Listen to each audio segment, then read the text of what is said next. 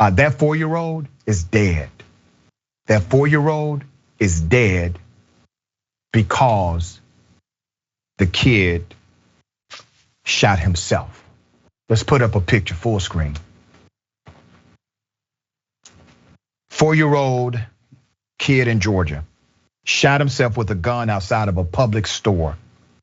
His mother was inside of the store shopping. His name was Mayel Hernandez. His father's name is Jose. Jose never went a day without telling his son he loved him, except the Sunday of the shooting when he was no longer able to. One of Jose's sisters told 11 Alive News, the local affiliate in Atlanta, nobody knew there was a gun in the vehicle. Jose's other sister also spoke to 11 Alive saying she isn't sure who the gun belongs to or how this even happened. Now, before I give you details on this, I want to remind you that we have covered multiple stories like this right here on Indisputable, where children are getting access to guns, shooting themselves, killing themselves, wounding and killing others.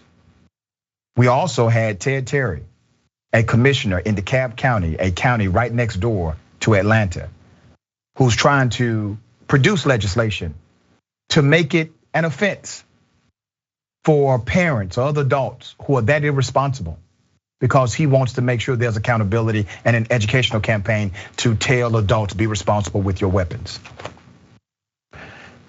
The fatal shooting of the child identified as Mayel Hernandez unfolded at 5 p.m. Sunday in DeKalb County, Georgia. Mayel, his mother, his 8-month-old sister, and 13-year-old cousin arrived at the Publix. The mother went into the store alone, and the children remained in the car by themselves, according to the release. Mayel's mother had gone into the Publix to get a cake for his grandfather's birthday. Mayel accidentally shot himself inside the vehicle, according to the police. The 13-year-old then immediately ran inside for help. The 4-year-old child was transported to the hospital where he later died. Police said no charges have been filed in the case. So far in 2022, there have been at least 30 unintentional shootings by children, resulting in 13 deaths, 18 injuries, according to a national count by Everytown for Gun Safety, an American gun control nonprofit. Last year, there were at least 377 unintentional shootings by children, resulting in 154 deaths across the nation. But Republicans are passing laws to create more access to guns, rather than common sense laws to restrict. There's a policy issue here. We have a gun culture in America. They're saying they don't know where the hell the gun came from. That's a problem. And then states like Georgia and other states, they have already passed legislation making it illegal for cities and counties to pass common sense laws to govern and hold accountable those who misuse guns.